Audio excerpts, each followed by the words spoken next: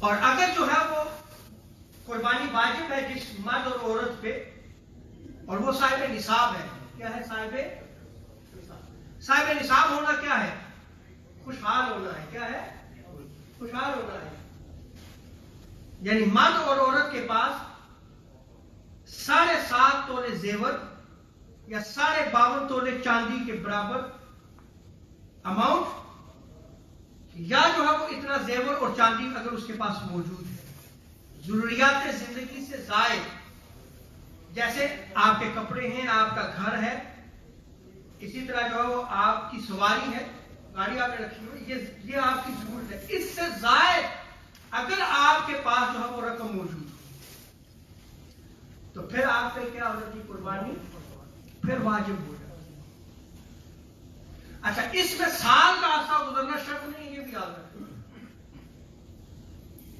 وہ زکات میں ہے کہ اتنی اماؤنٹ جو ہے وہ آپ کے پاس جو ہے وہ یا اتنا سونا یا چاندی آپ کے پاس موجود ہو اور سال کا عرصہ گزرا ہوا ہو تو پھر جو ہے وہ آپ جو ہے وہ کیا کریں گے؟ زکات دیں گے. لیکن اس میں اس دن بھی اگر آپ کے پاس اماؤنٹ آ گئی تو آپ کیا کریں گے؟ قربانی دیں گے. یعنی قربانی کے ایام میں اتنی اماؤنٹ آ گئی, آپ مالک بن گئے, آپ خوشحال ہو گئے, آپ کا قربانی کرنا واجب ہے, مرد ہے یا عورت ہے. ایسا بھی نہیں ہو سکتا کہ مرد اگر قربانی کر رہا ہے تو وہ اس کی بیوی کی طرف سے بھی ہے, اس کے بچوں کی طرف سے بھی ہے. ایسا کنسپٹ نہیں ہے, یہ رانگ ہے. مرد کے پاس نہیں ہے تو مرد پہ قربانی واجب نہیں ہے. عورت کے پاس اگر زیور ہے تو اس پہ واجب ہے.